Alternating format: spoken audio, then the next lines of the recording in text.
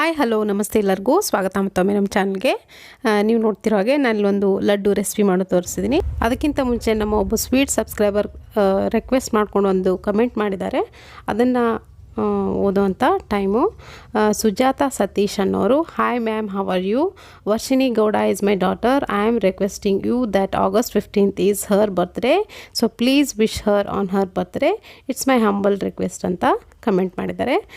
Request ಮಾಡ್ಕೊಳ್ಳೋಂಥ ಅಗತ್ಯ ಇಲ್ಲ ಸುಜಾತ ಅವರೇ, ಖಂಡಿತವಾಗ್ಲೂ ಇದು ನಮ್ಮ ಅದೃಷ್ಟ ಅಂತ ಹೇಳ್ಬೋದು, ನಿಮ್ಮ ಬರ್ತ್ಡೇಗೆ ವಿಶ್ ಮಾಡೋದು. ವರ್ಷಿಣಿ ಗೌಡ ಅವರು ರೆಗ್ಯುಲರ್ ವ್ಯೂವರ್ ನಮ್ಮ ಚಾನಲ್ಗೆ. ಖಂಡಿತವಾಗ್ಲೂ ಖುಷಿಯಾಗುತ್ತೆ ನಿಮಗೆ ವಿಶ್ ಮಾಡಲಿಕ್ಕೆ. Wish you happy birthday Varshini ಅವರೇ. ಹೀಗೆ ನಮ್ಮ ಚಾನಲ್ಗೆ ಸಪೋರ್ಟ್ ಮಾಡ್ತಾಯಿರಿ ಅಂತ ಹೇಳ್ತಾ ಇವತ್ತಿನ ನನ್ನ ರೆಸಿಪಿನ ನಿಮಗೋಸ್ಕರ ನಾನು ಡೆಡಿಕೇಟ್ ಮಾಡ್ತಾಯಿದ್ದೀನಿ. ಬನ್ನಿ ಹಾಗಿದ್ರೆ ಇವತ್ತು ನಾನು ರವೆ ಉಂಡೆನ ಯಾವ ರೀತಿ ಈಸಿಯಾಗಿ ಹಾಗೆ ಟೇಸ್ಟಿಯಾಗಿ ಮಾಡೋದಂತ ನೋಡೋಣ. ಬನ್ನಿ ಹಾಗಿದ್ರೆ ಕ್ವಿಕ್ಕಾಗಿದ್ದೀನಿ ಯಾವ ರೀತಿ ಮಾಡೋದು, ಇದಕ್ಕೆ ಏನೇನು ಬೇಕು ಅಂತ ನೋಡ್ಕೊಳ್ಳೋಣ. ನಾನು ಒಂದು ಪಾತ್ರೆ ಬಿಸಿ ಇಟ್ಕೊಂಡಿದ್ದೀನಿ. ಇದಕ್ಕೆ ಒಂದು 2 ಟೇಬಲ್ ಸ್ಪೂನ್ ಆಗೋಷ್ಟು ತುಪ್ಪನ ಹಾಕ್ಕೊಳ್ತಿದ್ದೀನಿ.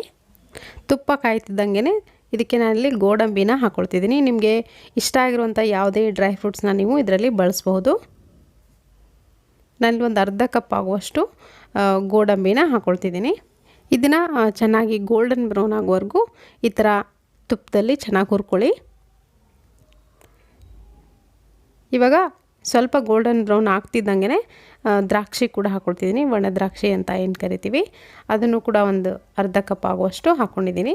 ಡ್ರೈ ಫ್ರೂಟ್ಸ್ನ ಫ್ರೈ ಮಾಡಬೇಕಿದ್ರೆ ಯಾವಾಗಲೂ ಲೋ ಫ್ಲೇಮ್ಲಿ ಇಟ್ಕೊಂಡೇ ಫ್ರೈ ಮಾಡಬೇಕಾಗತ್ತೆ, ಇಲ್ಲಾಂದರೆ ಬೇಗನೆ ಸೀದೋಗುತ್ತೆ. ಮೇಲ್ಗಡೆ ಲೇಯರ್ ಮಾತ್ರ ಕಪ್ಪಾಗುತ್ತೆ, ಒಳಗಡೆ ಹಸಿಯಾಗಿ ಹಾಗೆ ಇರುತ್ತೆ. ಇವಾಗ ನೋಡ್ತಿರ್ಬೋದು ಚೆನ್ನಾಗಿ ಫ್ರೈ ಆಗಿದೆ.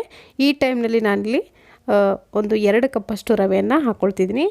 ನಾನಿಲ್ಲಿ ಚಿರೋಟಿ ರವೆ, ಸಣ್ಣ ರವೆ ಅಂತ ಏನು ಕರಿತೀವಿ, ಆ ರವೆಯನ್ನು ಬಳಸ್ತಿದ್ದೀನಿ. 1 ಕಪ್ ಅಂದರೆ ಆಲ್ಮೋಸ್ಟ್ ಒಂದು 1/4 kg ಅಷ್ಟಾಗುತ್ತೆ, 250 ಗ್ರಾಮು. ಆ ಥರ ನಾನು 2 ಕಪ್ ಆಗುವಷ್ಟನ್ನು ರವೆಯನ್ನು ಬಳಸಿದ್ದೀನಿ. ರವೆ ಹಾಕಾದ್ಮೇಲೂ ಕೂಡ ಮೀಡಿಯಮ್ ಫ್ಲೇಮ್ ಇಟ್ಕೊಂಡು ಸ್ವಲ್ಪ ಜಾಸ್ತಿ ಹೊತ್ತು ಹುರ್ಕೊಳ್ಬೇಕು ತುಪ್ಪದಲ್ಲಿ.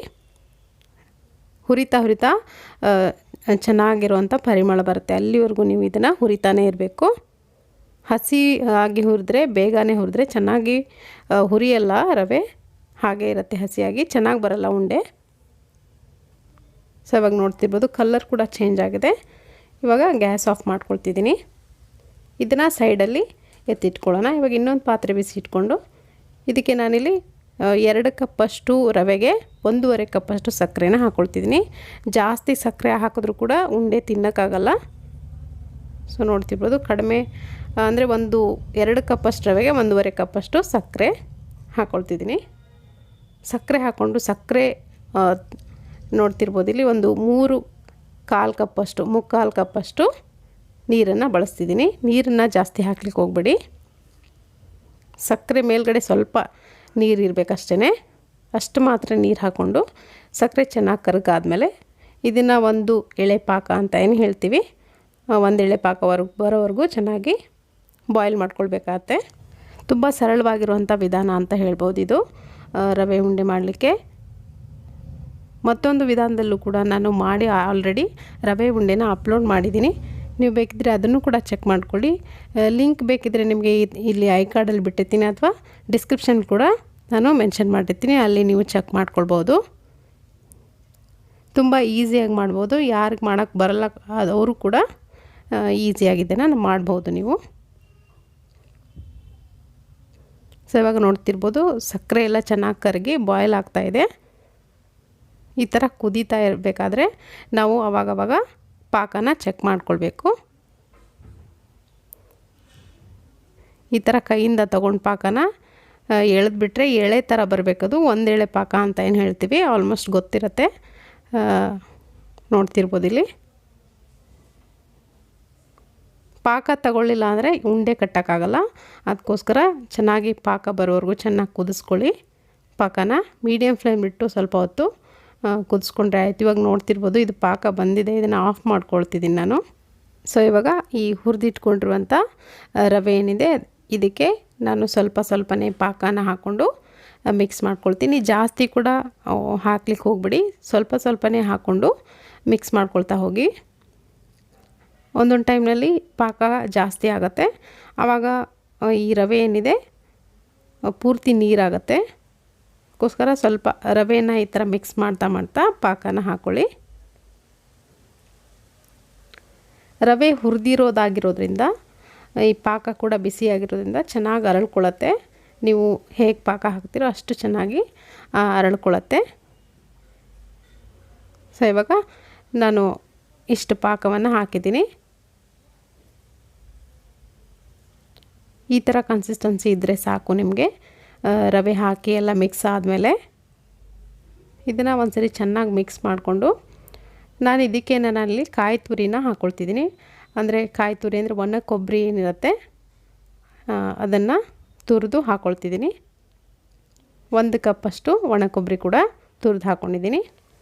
ಒಣ ಕೊಬ್ಬರಿ ಹಾಕಾದ್ಮೇಲೆ ಒಂದ್ಸರಿ ಈ ಥರ ಚೆನ್ನಾಗಿ ಮಿಕ್ಸ್ ಮಾಡಿಕೊಂಡು ಇದನ್ನು ಮುಚ್ಚಳ ಮುಚ್ಚಿ ಒಂದು ಅರ್ಧ ಗಂಟೆ ನಾನು ಬಿಡ್ತೀನಿ. ಆವಾಗ ರವೆ ಚೆನ್ನಾಗಿ ಅರಳಿರುತ್ತೆ, ಪಾಕ ಎಲ್ಲ ಹೀರ್ಕೊಂಡಿರುತ್ತೆ. ನೋಡ್ತಿರ್ಬೋದು ಇವಾಗ ಒಂದು ಅರ್ಧ ಗಂಟೆ ಬಿಟ್ಟು ಓಪನ್ ಮಾಡ್ತಾಯಿದ್ದೀನಿ. ಸ್ವಲ್ಪ ಗಟ್ಟಿ ಕನ್ಸಿಸ್ಟೆನ್ಸಿ ಆಗಿದೆ, ಇವಾಗ ನೋಡ್ತಿರ್ಬೋದು ನೀವು. ಈ ಥರ ಚೆನ್ನಾಗಿ ಒಂದ್ಸರಿ ಮಿಕ್ಸ್ ಮಾಡ್ಕೊಳ್ಳಿ ಸ್ಪೂನಿಂದ. ಇವಾಗ ನೀವು ಈ ಸ್ವಲ್ಪ ಗಂಟುಗಳಾಗಿದ್ದರೆ ಈ ಥರ ಅದನ್ನು ಕೈಯಿಂದ ಬಿಡಿಸ್ಕೊಂಡು ನೀವು ಎಷ್ಟು ಸೈಜ್ನಲ್ಲಿ ಬೇಕೋ ಆ ಸೈಜ್ನಲ್ಲಿ ಉಂಡೆನ ಈಸಿಯಾಗಿ ಕಟ್ಕೊಳ್ಬೋದು.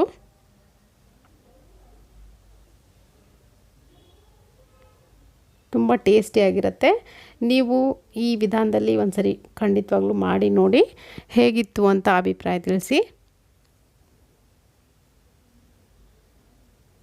ಸೊ ಇದೇ ಥರ ನಾನು ಒಂದು ಮೀಡಿಯಮ್ ಸೈಜ್ನಲ್ಲಿ ಎಲ್ಲ ಉಂಡೆಗಳನ್ನು ಕಟ್ಕೊಳ್ತೀನಿ.